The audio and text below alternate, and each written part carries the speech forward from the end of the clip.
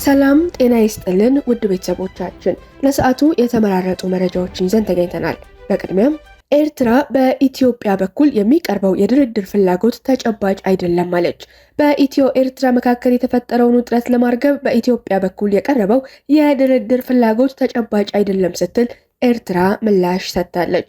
የኤርትራው ቃል አቀባይ የማነ ገብረ መስቀል ኢትዮጵያ ለድርድር ዝግጁ ነኝ ማለቷ ላይ የተአማኒነት ጥያቄ አንስተዋል። የማነ በጉዳዩ ላይ በይፋዊ ኤክስ ገጻቸው በሰጡት ሰፊ ምላሽ በኢትዮጵያ በኩል የሚቀርበው የድርድር ፍላጎት የኤርትራን ሉዓላዊነት ያከበረ አይደለም ብለዋል። በኢትዮጵያ ባለስልጣናት በኩል ወደ ጦርነት ከመግባት ይልቅ ለድርድር ቅድሚያ እንደሚሰጡ መግለጻቸውን ኤርትራ ተጨባጭነት ያለው አቋም ነው ብላ እንደማታምን የማነ ጠቁመዋል። በኢትዮጵያ ውጭ ጉዳይ ሚኒስቴር በኩል የሚቀርቡ የድርድር ፍላጎቶች ዲፕሎማሲያዊ ሽፋን ነው ሲሉ የኤርትራው ቃል አቀባይ ኮንነዋል። የኤርትራ ሉዓላዊነት ለድርድር የሚቀርብ አይደለም ያሉት የማነ በኢትዮጵያ በኩል የባህር በር ባለቤትነት ጥያቄ መነሳቱ ከሉዓላዊነት ጋር የሚጣረስ ነው ብለዋል። ለድርድር ዝግጁነት ካለ ትክክለኛው አካሄድ በጋራ መከባበር ላይ እንጂ በማስፈራራት ላይ አይደለም ሲሉም ገልጸዋል። በሌላ በኩል ጠቅላይ ሚኒስትር አብይ አህመድ በኢትዮ ኤርትራ መካከል የተፈጠረውን ውጥረት ወደ ጦርነት ከመሸጋገር ለማስቀረት ለፕሬዝዳንት ኢሳያስ አፈወርቂ ሽምግልና መላካቸው ተሰምቷል። አብይ ለኢሳያስ አፈወርቂ የእንደራደር ሽምግልና የላኩት በኬንያው ፕሬዝዳንት ዊሊያም ሩቶ በኩል መሆኑ ተገልጿል። ኬንያ የሁለቱን ሀገራት መሪዎች ለማነጋገር ጥያቄ እንደቀረበላት የቀድሞ የአዲስ አበባ ዩኒቨርሲቲ ተማሪና የአስመራ ዩኒቨርሲቲ መሪ የነበረው ኤርትራዊው ተመራማሪ መሐመድ ካይር ኡመር ከታማኝ ምንጮች መስማቱን ገልጿል። ኬንያ የአደራዳሪነት ጥያቄ የቀረበላት በጠቅላይ ሚኒስትር አብይ በኩል መሆኑን የዓለም አቀፍ ጉዳዮች ዲፕሎማሲያዊ መረጃዎችን የሚያጋራው መሐመድ ጠቁሟል። ከዛሬ ነገ ፈነዳ ተብሎ የሚጠበቀው የኢትዮ ኤርትራን ጦርነት ለማስቀረት አብይና ኢሳያስ መነጋገር አለባቸው የሚል ሀሳብ መምጣቱም ተሰምቷል። የአደራዳሪነት ጥያቄ የቀረበላቸው የኬንያው ፕሬዝዳንት ዊሊያም ሩቶ አብይና ኢሳያስን ለንግግር ለማቀራረብ የደህንነት ሹማቸውን ኑረዲን ሀጂ ሰይመዋል ተብሏል።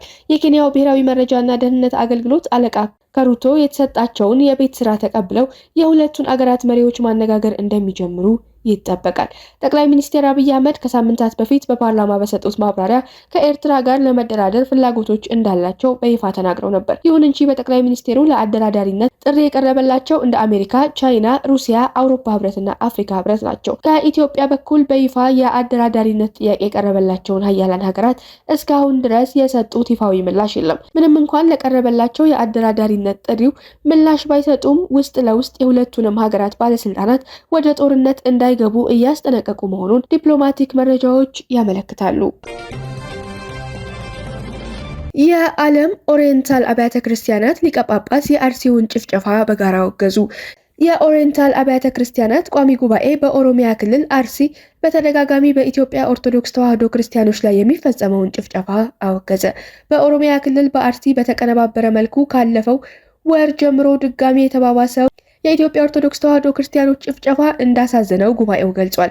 ይህ ህፃናትን፣ ሴቶችን ሳይቀር ሰለባ ያደረገው ጥቃት በቅርብ ዓመታት መቶዎችን ከቀጠፉ ሀገር አቀፍ ኦርቶዶክሳውያን ላይ ከተቃጡ ጥቃቶች የሚካተት መሆኑን ዘርዝሯል። የጉባኤው አባላት የሆኑት ሊቃነ ጳጳሳትና ጳጳሳት ሰማዕታቱን በጸሎት እንደሚያስቡ በአብርሃም በይስሐቅና በያዕቆብ ዘንድ ነፍሳቸውን እንዲያርፍ የተጎዱ ቶሎ እንዲያገግሙ የተጎጂ ቤተሰቦችም መጽናናትን እንዲያገኙ ተመኝተዋል።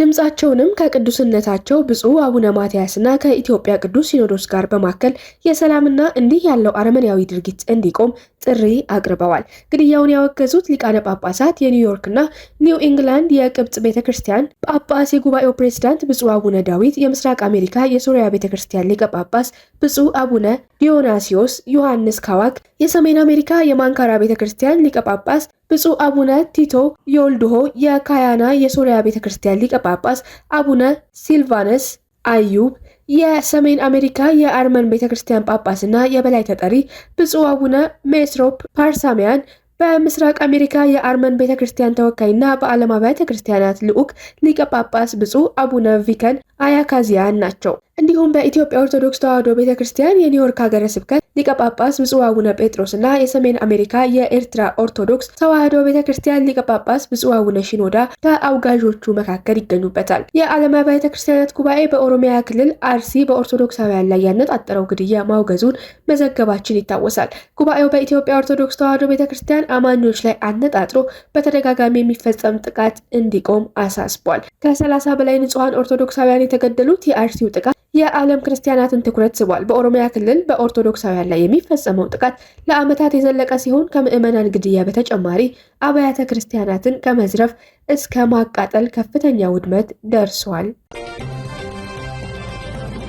የተመረዘ ምግብ የተመገቡ አባትና 6 ልጆቻቸው ሕይወታቸው አለፈ።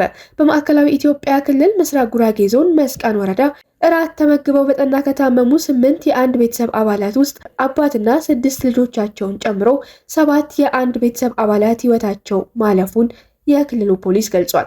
የማዕከላዊ ኢትዮጵያ ክልል ፖሊስ ኮሚሽን የወንጀል መረጃ ኢንተለጀንስ ዳይሬክቶሬት ተወካይ ምክትል ኮማንደር ያለው ተመስገን በወረዳው መሰረት ወገራም ቀበሌ ዳሾ ቆቶ መንደር ህዳር 6 ቀን 2018 ዓ.ም ምሽት 1 ሰዓት ላይ 8ቱ የቤተሰብ አባላት አብረው እራት ከተመገቡ በኋላ ድንገት መታመማቸውን ተናግረዋል።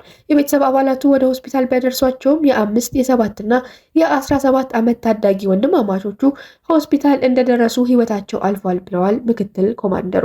የቀሪዎቹን ህይወት በሕክምና ለማትረፍ ሐኪሞች ያልተቋረጠ ጥረት ቢያደርጉም የ14 እና የ15 ዓመት ሴትና ወንድ ታዳጊዎች ህዳር 7 ቀን 2018 ዓ.ም ምሽት 11 ሰዓት ላይ ህይወታቸው አልፏል ሲሉ ገልጸዋል። የ1 ዓመት ከ7 ወሩ ህፃን ደግሞ ህዳር 9 ቀን 2018 ዓ.ም ጠዋት 2 ሰዓት ህይወቱ ሲያልፍ የ6ቱ ሟች ልጆች አባት አቶ ኃይሌ አበራ ህዳር 10 ቀን 2018 ዓ.ም ሌሊት በሰመመን ውስጥ ሆኖ ከእንቅልፉ ሳይነቃ መቅረቱን ተናግረዋል። የባለቤቷንና የ6 ልጆቿን ህልፈት ለማወቅ ያልታደለችው ወይዘሮ ዳመነች ደንበል በሚኒሊክ ሆስፒታል በከፍተኛ የጥንቃቄ ክፍል ውስጥ ሆና በሕክምና እየተረዳች መሆኑን ፖሊስ አብራርቷል። ምግቡ የተመረዘው በማንና እንዴት የሚለውን እውነታ ለማረጋገጥ ከምስራቅ ጉራጌ ዞንና ከመስቃ ወረዳ የተውጣጣ የምርመራ አጣሪ ግብረ ኃይል ተዋቅሮ በተጀመረው ምርመራ 10 ተጠርጣሪዎች በቁጥጥር ስር ውለዋል ሲል የማዕከላዊ ኢትዮጵያ ክልል ፖሊስ ኮሚሽን አስታውቋል። በመጨረሻም ከውጪ የፈረንሳይ ጦር አዛዥ ፈረንሳይ መስዋዕትነት ለመክፈል መዘጋጀት አለባት ሲሉ አስጠነቀቁ። ጀነራል ፋቢየን ማንዶን የፈረንሳይ ከንቲባዎችን ህዝባቸውን ለወደፊቱ ግጭት ራሳቸውን እንዲያዘጋጁ አሳስበዋል። ማንዶን ሞስኮን ለማስቆም መዘጋጀት አለባት ሲሉ ተደምጠዋል። ሁሉም እውቀት አለን፣ የኢኮኖሚና ዲሞግራፊ ጥንካሬም አለን። ሞስኮ ተጨማሪ እድል ከመሞከሯ በፊት ማስቆም ግድ ይለናል ብለዋል። ጀነራሉ አክለውም እኛ የጎደለን ራሳችንን ለመከላከል የሚበቃ የመንፈስ ጥንካሬ ነው በማለት ተናግረዋል። የጦር አዛዡ ካልተዘጋጀን አደጋ ውስጥ ነን ሲሉ ስጋታቸውን ገልጸዋል። የሩሲያ ጥቃት አድማሱን እያሰፋ መምጣቱ የማይቀር እንደሆነ ጠቁመዋል። ጀነራል ፋቢየን ማንዶን ይህን ያሉት ዩክሬን 100 የፈረንሳይ ራፋኤል ተዋጊ አውሮፕላኖችን እንደምትገዛ ከተገለጸ ከ3 ቀን በኋላ ነው። እነዚህ የጦር መሳሪያዎች ኪየቭ ራሷን ከሩሲያ ከባድ ጥቃቶች የመከላከል አቅሟን ለማሳደግ ያስችሏታል ተብሏል። የዩክሬኑ ፕሬዝዳንት ቮሎዲሚር ዜሌንስኪ ወደ ፈረንሳይ አቅንተው ከፈረንሳዩ አቻቸው ኢማኑኤል ማክሮን ጋር በዋና ከተማዋ ፓሪስ በሚገኝ የአየር ማረፊያ ስምምነቱን የያዘ ሰነድ ከተፈራረሙ በኋላ እርምጃውን ታሪካዊ ሲሉ አድንቀዋል። ፈረንሳይ የራፋኤል ጄቶችን ለቀጣይ 10 ዓመት ማለትም እስከ እንደ አውሮፓውያን አቆጣጠር 2030 ድረስ ሙሉ በሙሉ ለዩክሬን ለማስረከብ የታቀደ ሲሆን የጠላትን አውሮፕላኖች እንቅስቃሴ የሚጠልፉ ድሮኖችን በጋራ ማምረት በዚህ ዓመት ይጀመራል ተብሏል። ይሁን እንጂ የጦር መሳሪያዎችን ግዢ ወጪ ለመሸፈን የገንዘብ ምንጭ ከየት እንደሚገኝ ባይገለጽም ፈረንሳይ የአውሮፓ ህብረት ድጋፍን ለማግኘት እና የታገዱ የሩሲያን ንብረቶችን ለመጠቀም አቅዳለች ነው የተባለው። የሩሲያን እንዳይንቀሳቀሱ የታገዱ ንብረቶች መጠቀም 27 አባላት ያሉትን የአውሮፓ ህብረትን ለሁለት የከፈለ ውሳኔ ሆኗል። ዜሌንስኪ ከማክሮን ጋር በጋራ በሰጡት መግለጫ ይህ ከሚቀጥለው ዓመት ጀምሮ ለ10 ዓመታት የሚቆይ ስትራቴጂያዊ ስምምነት ነው ብለዋል።